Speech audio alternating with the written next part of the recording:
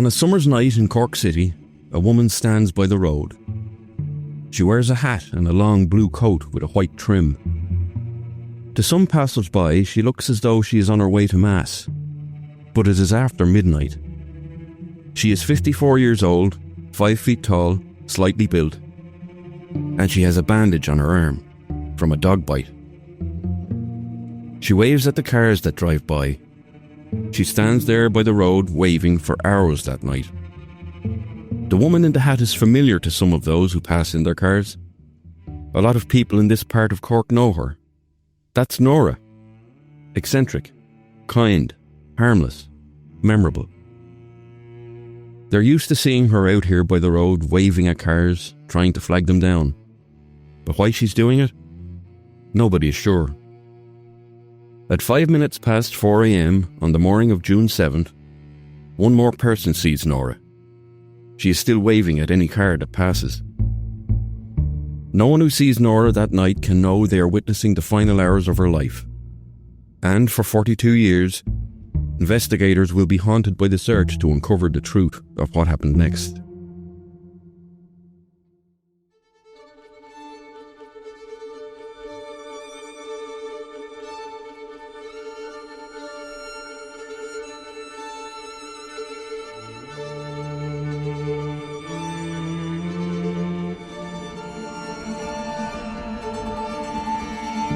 When a person is killed in Ireland, the Gardaí turn to the forensic examiners of the Technical Bureau. For 25 years, I was one of them. I'm John Sweetman. At crime scenes, I learned to listen to what the evidence was saying and what the killer was trying to silence. A smudged print, a misplaced everyday object, the smallest detail that revealed the truth. Now, in this GoLoud original podcast, I return to some of Ireland's most compelling cases. This is Lines of Inquiry, a podcast that follows the evidence and reveals the story behind each case. In this episode, we explore the murder of Nora Sheehan, a Cork woman whose death in 1981 led to one of Ireland's longest unresolved cases. It is a case that fell apart, only for a new investigation to be reignited over 4 decades later, with one last chance to finally deliver justice. This will be a 2-part episode, with the concluding part coming to you tomorrow, Wednesday. This is Lines of Inquiry, the murder of Nora Sheehan. Nora Sheehan was a country girl who had moved to the city. She was a mother and a wife. She was memorable to all who met her. Nora was born on the 27th of March in 1927, and she grew up in Crookstown, a small rural village in County Cork. There were just a few dozen families there in the late 1920s. Nora met and married her husband, James Sheehan, in the 1960s, and together they raised 3 sons in Ballyfahan on the south side of Cork City. Those who knew her described her as gentle, kind and helpful. She was the sort of person who would go to the neighbours in times of hardship and grief. She would make a point to help neighbours who might be struggling, and she would help lay out the dead at local wakes, a final act of community kindness. It was a tradition from her quiet country hometown, and one she had brought with her to the city. She worked as a care assistant at a psychiatric hospital. In 1973, she had a fall while working there and suffered a head injury. After this, it appears Nora changed, possibly due to her injuries. Her family would later say she developed eccentric habits, which made her a notable figure around town. She became known in the area for regularly waving down passing cars and chatting with strangers about all manner of things, including what people would call her suspicions about sinister happenings at the local hospital. Neighbours would sometimes hear her shout, "Open the boots and let out the bodies," a reference to her belief that something untoward was going on. Her son, James Jr., would later explain that because Nora grew up in the countryside, she thought nothing of hailing cars and striking up conversations. This was normal for someone growing up in rural Ireland in the 1930s and 1940s, as Nora did. In those times, everyone hitched a lift and greeted each other on the road. To those who knew her, Nora was harmless, if a bit different, and always outspoken about whatever crossed her mind. The beginning of June 1981 found Nora and her family enjoying a nice start to the summer. James, her husband, was retired but in declining health. He was a good bit older than Nora, in his early 70s. Nora often spent time with neighbours or visiting her adult sons who lived nearby. The summer had started with the Irish weather warming up, and she enjoyed her small garden and the local community around Ballyfahan. On Saturday, June 6, 1981, Nora heard two dogs fighting in the street outside her home. Concerned for the animals, and perhaps their owners, Nora came out to try and break up the fight. In the chaos, one of the dogs bit her hard on the left forearm. The bite was deep, leaving a significant wound. Concerned about infection, Nora decided to walk to the South Infirmary Victoria University Hospital to have it treated. She'd be there in under 30 minutes. She arrived around 9:45 p.m. The A&E department staff treated her. She declined to have stitches, and instead they gave her a tetanus injection, treated the wound with an antibiotic spray and dressed it. A nurse on duty, Agnes Rice, later recalled Nora was in pain but seemed in good spirits and profusely thanked the staff. She even insisted on leaving a few pounds in the donation box as a token of gratitude.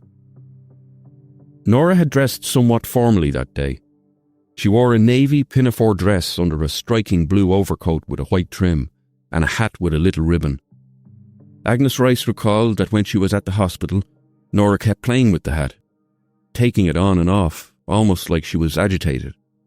Rice would remember the detail years later, saying that Nora struck her as a vulnerable person. One other person in the hospital casualty department that night was 16-year-old Maurice Murphy, who would also later remember feeling Nora seemed agitated, or maybe excited.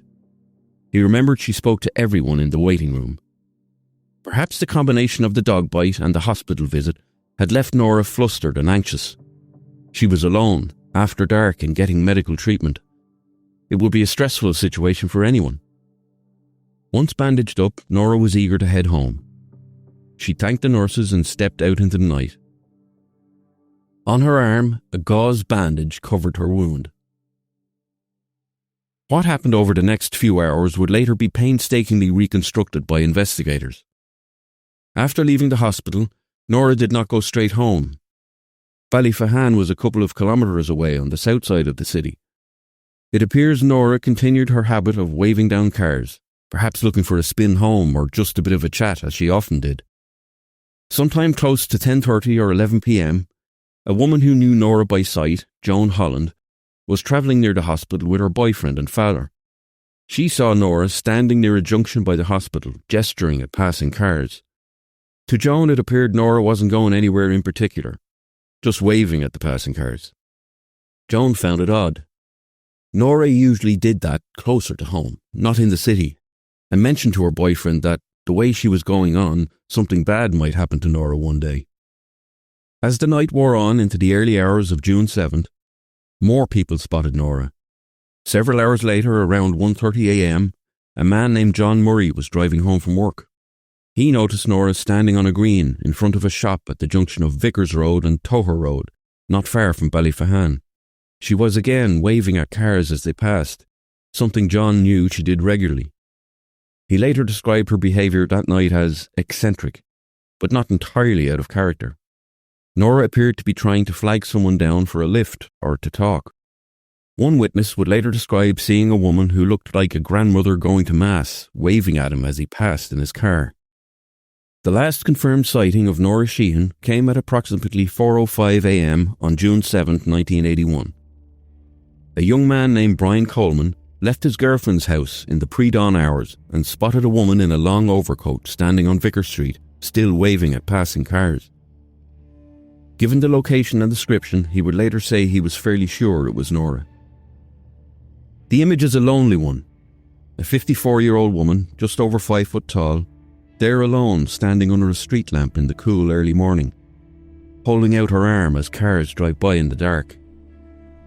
We don't know how many drivers stopped for Nora that night. We don't know what conversations she had, if any, or why exactly she was flagging people down at 4 a.m. What we do know is that sometime after that final sighting, Nora encountered someone, and that encounter would lead to her death. When Nora didn't return home that night, it may not have immediately raised an alarm in her household. Her husband, James, was possibly already asleep when she left for the hospital. It wasn't until the following day that he realised his wife was missing. James was a frail man in his 70s and he had no phone in his home. He hoped Nora had gone to visit a relative and would walk back in the door any minute. As the hours and days went on, he grew increasingly worried. On June 9th, 3 days after Nora was last seen, James went to the local shop to ask for help. The shopkeeper called James and Nora's son, James Jr. He told James Jr. his father was in a bit of bother and he should get home quickly. James Jr. rushed home to find his father distraught and learned his mother had not been seen since that Saturday night. Father and son went together to Toker Garda Station and officially reported Nora Sheehan as a missing person. James Jr. broke down in tears as they did so. Nora's husband and son then set about calling into anyone they could think of who may know her, hoping someone had seen her. Gardaí began an investigation. They retraced Nora's steps as best they could, noting the reports of her waving down cars after leaving the hospital. A public appeal for information went out on local radio. Family, friends and neighbours organised searches in the area. But there was no sign of Nora. Days passed with no news. On June 12th, Garda John O'Sullivan sat in Inishannon Garda Station in County Cork. He was the only guard on duty that day. Around 3 o'clock, a tractor pulled up outside the station. 2 forestry workers, John Collins and Dennis McSweeney, walked into the station. They told Garda O'Sullivan they had been clearing illegally dumped rubbish from an area of the nearby Shippool Woods. They told him they had something to report, and it didn't look good. Garda O'Sullivan could see the men were upset. He listened as they told him they had been pushing through thick briars when they spotted what they thought was a dead pig. But as they looked closer, they realised it was something else. It looked like the body of a person. As the only Garda on duty that day, O'Sullivan deputised his wife to travel with him to the scene. He had no radio, so he knew if he needed help, he would have to send his wife to raise the alarm. He drove the party of 4 the 2.5 miles along narrow roads to see for himself what the 2 men had found. O'Sullivan got out of the car. He looked over a low roadside wall and down a steep incline leading to the shore of the Bandon River. He couldn't see the body through the thick bushes and briars.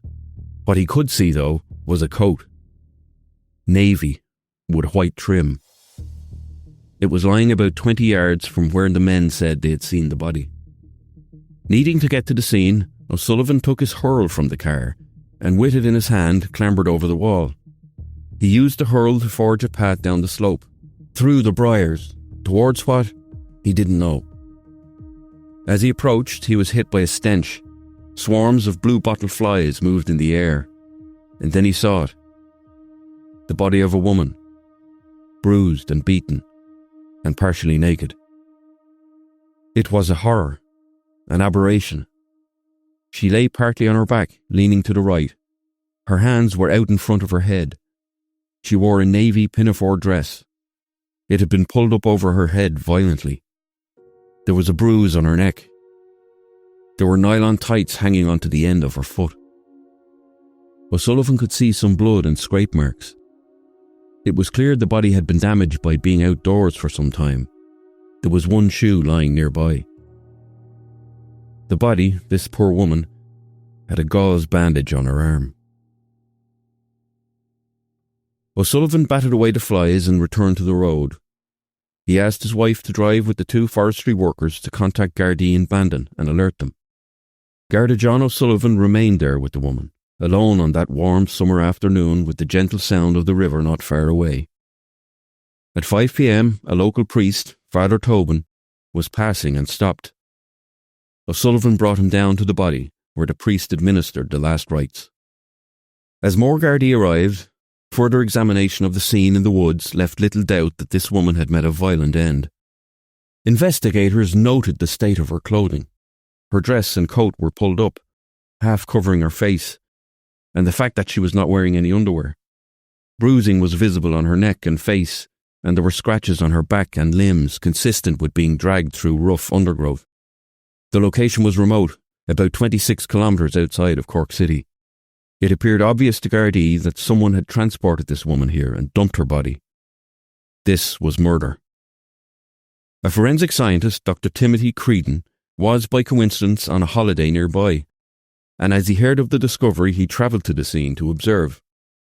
It was not long before a positive identification was made, confirming what Gardaí already knew.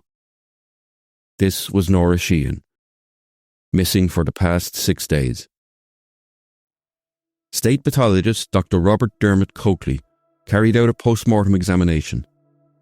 Due to the decomposition over 6 days and the lack of obvious fatal injuries, Dr. Coakley could not determine a single clear cause of death.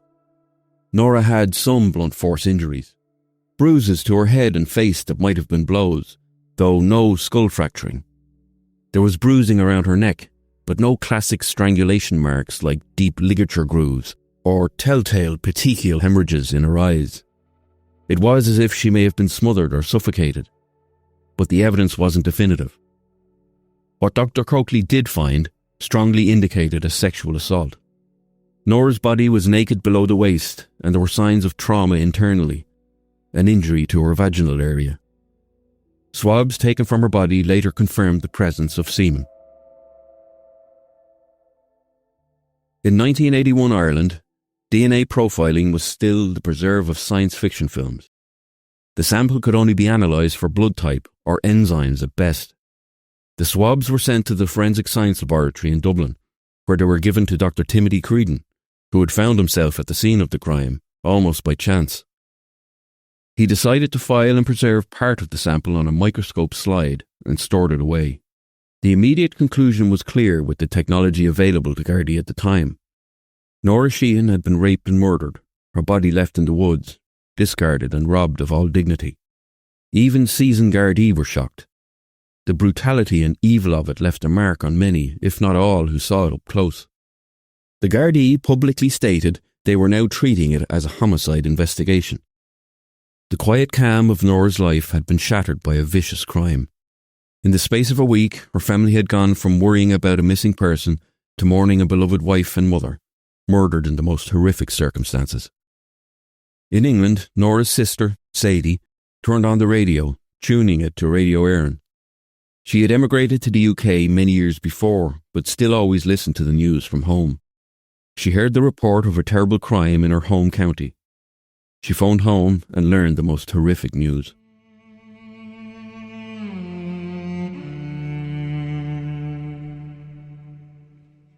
With some investigations, there are strong early indicators of an explanation.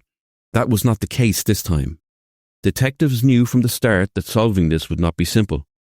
There were no CCTV cameras in 1981, no mobile phone records to track. The answers would have to come from old-fashioned Garda work, knocking on doors, tracing Nora's last movements, interviewing anyone who had seen her, and collecting every bit of physical evidence possible. They set about what would be one of the largest investigations in the south of the country for many years, with over 100 Gardaí drawn into it. They handed out 2,000 questionnaires in the local area and around the hospital where Nora had last been seen alive. They urged anyone who had seen Nora on June 6th or 7th to come forward, perhaps a motorist who gave her a lift, or anyone who noticed suspicious activity near Shippool Woods. Investigators worked around the clock to develop a timeline of Nora's last known movements and to identify potential suspects. Meanwhile, the clothes Nora was found in were sent to the Forensic Science Lab in Dublin. There, forensic scientists began the process of examining them for any small traces of materials that might give some clue of where Nora had been or who she may have come into contact with. As Nora's body was laid to rest by her grieving family, detectives began assembling their lines of inquiry. What they did not know was that the investigation into the murder of Nora Sheehan would be unlike any before it in Irish history, and they were taking the first steps in a long, dark road. While they waited in hope for more evidence to emerge, Gardaí looked at what they did know and combined it with their experience to plot a route forward. They felt certain of one thing: whoever killed Nora had likely driven her out to that remote location. This implied access to a car, and possibly that the killer had encountered Nora on the road when she was looking for a lift. Detectives began considering known individuals in the area who had both a car and a history of violence or sexual aggression. Very quickly, they identified a person of interest. Gardaí in Cork were well aware of a local man who, in 1981, had a troubling past. They knew they had to find him.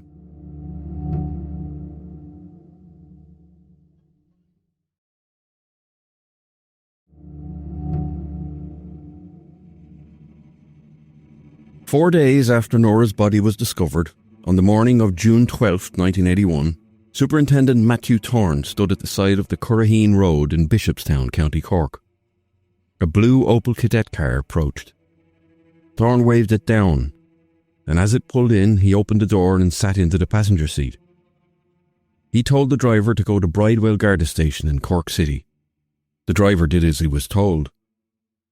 That driver was Noel Long, 32 years old, with a wife and young children. He was a man with a record of crimes that told Gardaí he was someone they needed to speak to about the murder of Nora Sheehan. At the station yard, Gardaí seized Noel Long's car for forensic examination. Noel Long was living in the Bishopstown area of Cork City with his family, not far from where Nora had been seen waving at cars on the night she disappeared. A former British Army soldier, he had returned to Cork some years earlier, in the early 1970s. While living in England, he'd been convicted of a serious sexual assault. He'd had a long rap sheet, a total of 31 prior convictions, including violent assaults on women. Soon after the discovery of Nora's body, and what the scene suggested had happened to her, Long's name was being mentioned among Gardaí. His criminal record stretched back to his teens, and the details charted a steady escalation from petty theft to serious sexual offending. Long's first conviction came at 17, when he was sentenced for stealing cars and jewellery in Cork in 1966. He served 9 months in St. Patrick's Institution, a detention centre for teenagers located within the Mountjoy prison grounds in Dublin. After his release, he drifted to Britain, where he was convicted of the burglary of 3 homes in North Wales. He was spared jail time when he agreed to return to Ireland, and so he went home to Cork. He soon left again and travelled to Northern Ireland to join the Irish Rangers, a regiment in the British Army. In 1969, aged 20, while serving with the Royal Irish Rangers at Catterick Army Camp in Yorkshire, he committed a disturbing assault. One night he clambered up the drainpipe of his commanding officer's house and broke into an upstairs bedroom. The officer's 18-year-old daughter was asleep in her bed. She awoke to find Noel Long lying across her in bed, kissing her. She screamed for help and Long fled, but investigators recovered a finger mark on the window. After more than 800 soldiers were fingerprinted, the match was made. He was arrested and taken to a police station in Yorkshire. He escaped through a hole in the roof, sparking a 4-day manhunt that saw him hunted by 3 helicopters, 50 police officers, and tracking dogs. He was recaptured several days later. In court, the prosecutor described the assault of the young girl as dastardly and frightening. Long pleaded guilty to common assault and was sentenced to 6 months' detention before being discharged from the army and returning to Ireland. When they encountered him again, Gardaí in Cork noticed a change in Long. The young man they once saw as timid was now being aggressive and angry in every interaction with Gardaí. Long undertook an apprenticeship in welding, but the pattern of depravity continued. In 1971, he was convicted at Cork Circuit Criminal Court of unlawful carnal knowledge of a girl in Youghal and sentenced to a year in prison. On June 16th of 1981, after he had driven to Bridewell Garda Station in Cork City, Gardaí took Long into custody, albeit under unusual pretences. Officially, he was detained under Section 30 of the Offences Against the State Act, supposedly in relation to an unrelated armed robbery investigation. This was essentially a legal workaround, as at the time the law didn't provide for holding a murder suspect without charge, unless it was under the guise of investigating specific and very serious offences, such as terrorist acts. However, once they had Noel Long in custody, detectives immediately began to work to gather the evidence from his car and to question him about Nora Sheehan's murder. Long denied everything. He claimed he had no idea who Nora Sheehan was, insisting he had never met her. He provided an alibi of sorts, saying he'd been at home with his wife after attending a family function and had walked the dog as well that night. He was indignant that he was being questioned. As Gardaí questioned Long inside the station, outside it forensic specialists from the Garda Technical Bureau got to work on his Opel Kadett. They noticed that the car was tidy and appeared to have been recently cleaned. As they searched the car, Gardaí were also searching Long's home, where they seized the brown jumper. In 1981, the field of forensic science was not as advanced as today, but there were still tools at the investigators' disposal. The Gardaí carefully inspected Long's car inside and out. They used adhesive tape to lift fibres from the Opel's interior upholstery and carpeting, as well as from the boot of the car. They also collected any debris from the car, like paint flakes or soil, that might match the scene in Shippool Woods. They took 44 lifts during the course of their search. Gardaí questioned Long over 2 days. He never wavered from his denials. He admitted that on the night in question he had been out driving, which explained how his car might have been in the same general areas Nora was seen. But he denied offering Nora a lift, or even knowing who she was. The samples taken from the car were sent to the scientists in the forensic laboratory. There the scientists matched fibres from Nora's coat with the carpet from the car. They found the same carpet fibres from the Opel on Nora's navy pinafore dress, and on her tights, and under her nails. Along with that, they found fragments of blue metallic paint on the lifts taken from Nora's coat, dress and shoe, which all matched the paint on Long's car. There were also 26 fragments of green paint found on Nora's tights, again matching paint found in Long's car. There were also traces of red foam on Nora's dress and tights, which matched the red foam items discovered in the car. The scientists also examined the brown jumper taken from Long's home, and found it too matched fibres found on Nora's clothes. By late June 1981, with the forensic evidence overwhelming, investigators were convinced that Long had picked up Nora in his car in the early hours of June 7th, attacked and killed her, possibly by suffocation, and dumped her body out in the woods. The motive appeared sexual given the evidence of rape, yet they still faced the challenge to make their case watertight before making an arrest and presenting it before a court. They knew one misstep could lose a trial, and if it was lost, Long would walk free and never have to answer for the crime again. On July 6, 1981, about 3 weeks after Nora's death, Gardaí invited Noel Long to once more attend at the Garda station, this time to respond to questions voluntarily. They had no power to arrest him, but could only entice him in with the suggestion that by speaking to them and helping clear up a few things, he could clear his name. Long agreed. There he met Garda Detective Jerry O'Carroll of the Garda Technical Unit, or as it was known then, the Murder Squad. O'Carroll had the nickname of the Sheriff within the Murder Squad, and he revelled in it. After he retired, he wrote a best-selling memoir called The Sheriff. In the 1998 film The General, about Dublin gangster Martin Cahill, Hollywood star John Voight played a character based on O'Carroll. Voight spent time with O'Carroll to prepare for the role, and the pair became friends. O'Carroll and the rest of the Murder Squad were seen as the elite investigators in on Garda Síochána, a hand-picked group of about 40 to 50 detectives charged with the mission to track down and bring to justice the most violent offenders in the state. At a time when terrorism and violent crime were threatening the very fabric of the state, the Murder Squad were unofficially given the nod to use whatever means necessary to accomplish their goals. In the decades since, some members of the Murder Squad, and in particular O'Carroll, have faced major controversy over their methods. They were famed for their ability to extract confessions in interrogations, but over the years there have been multiple allegations of brutality towards suspects in custody, ranging from violence to torture, both physical and mental. O'Carroll was arguably the most prominent of the squad's members. He often spoke publicly in his retirement and consistently denied all allegations against him of improper police work. As Noel Long entered the Garda station on July 6th, detectives from the Murder Squad, including Jerry O'Carroll, were waiting for him. What happened next will never be known with certainty, and O'Carroll denied the allegations strenuously, but Long alleged the voluntary conversation became a brutal interrogation that bordered on physical and mental torture. Long would later allege that he was taken to a dark room in the Garda station where he was beaten. He claimed he was refused permission to go to the toilet and had to urinate in a can in the interview room. He said he was kicked on the ground, and at one stage, while he was on the floor, Gardaí pinned his head between their boots. He claimed he was visited in the interview room by someone dressed as a priest or a monk, supposedly one of his interrogators, seeking to extract a confession. Long said his interrogators dunked his head repeatedly in glass containers that contained what he was told were body parts. Years later, when faced with these allegations, O'Carroll would deny them all, calling them extraordinary, fanciful and absolutely untrue. Long was in the Garda station for over 14 hours that day, seemingly of his own free will, and O'Carroll would later insist the suspect had been free to leave at any time.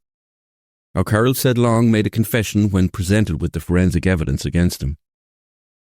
Whatever happened in that room that day, we will never know, but what we do know is that later that night, July 6th, Noel Long was charged with the murder of Nora Sheehan.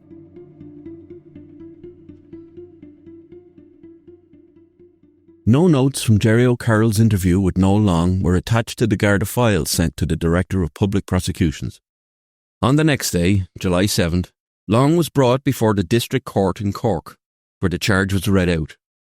Nora's family took some solace in the swift action.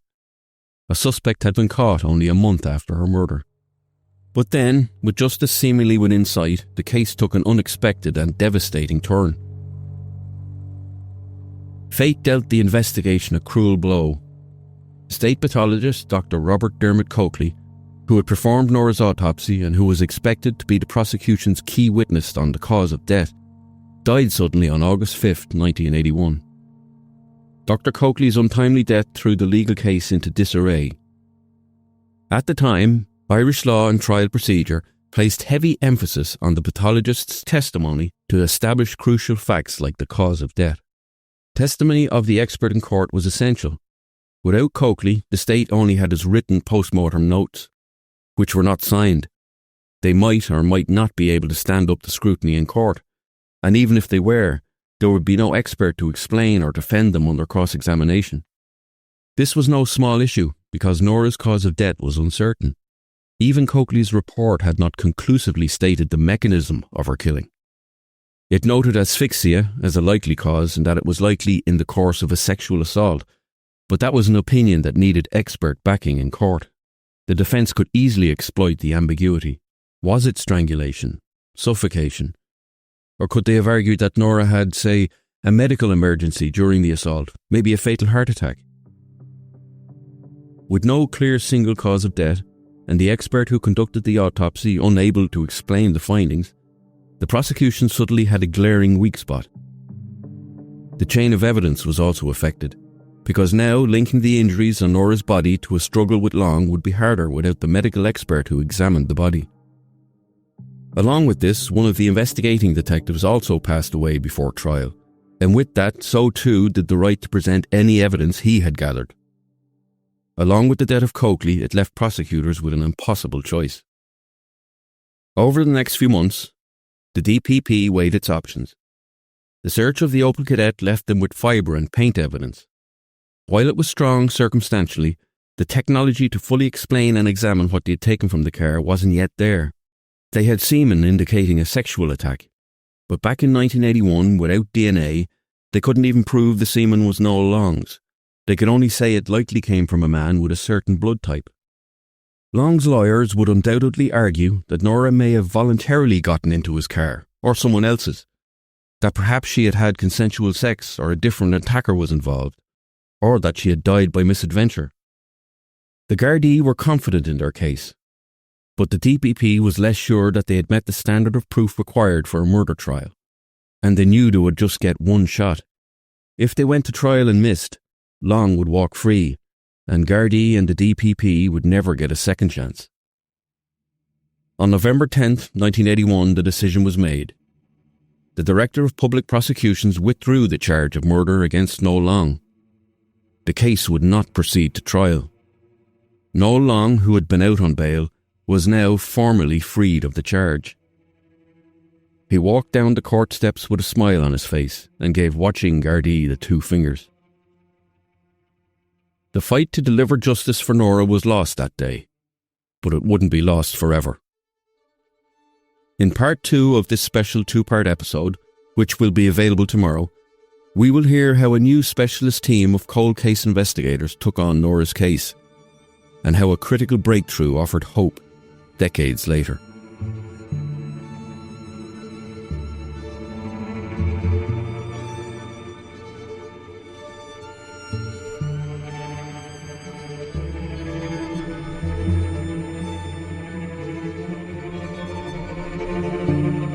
Thank you for listening to this episode of Lines of Inquiry. We now have an email address, linesofinquiry@goloudnow.com, and we would love to hear from you. So get in touch, whether you have a story you think we should cover, or you just want to let us know how you felt about an episode. Again, that email is linesofinquiry@goloudnow.com. This is the halfway point of our first series. If you're listening on Spotify, please leave a comment on this episode and let us know what you think of the podcast. We really appreciate those who have taken the time to give the podcast a review. With over 500 5-star ratings on Spotify already, I am genuinely humbled by the support. Thank you. Your support helps us to tell these stories. If you haven't yet rated the podcast, I would be grateful if you could give us a 5-star rating wherever you're listening, sharing it on your story on Instagram, or simply telling a friend that you're listening to the podcast. Make sure to like or follow the podcast in your podcast app and hit the notifications button so you know every time a new episode is released. Lines of Inquiry is presented by me, John Sweetman. The podcast is created by Darren Cleary. Our executive producer is Owen Brennan. Our producers are Siobhan Maguire and Siobhan Walsh. Sound editing and design are by Neil Kavanagh, with additional editing support from Ed Smith. Social media, marketing, video and legal support comes from the GoLoud team. This episode was written by Darren Cleary with script editing from Owen Brennan and myself. In the end, everything done in the dark comes to light.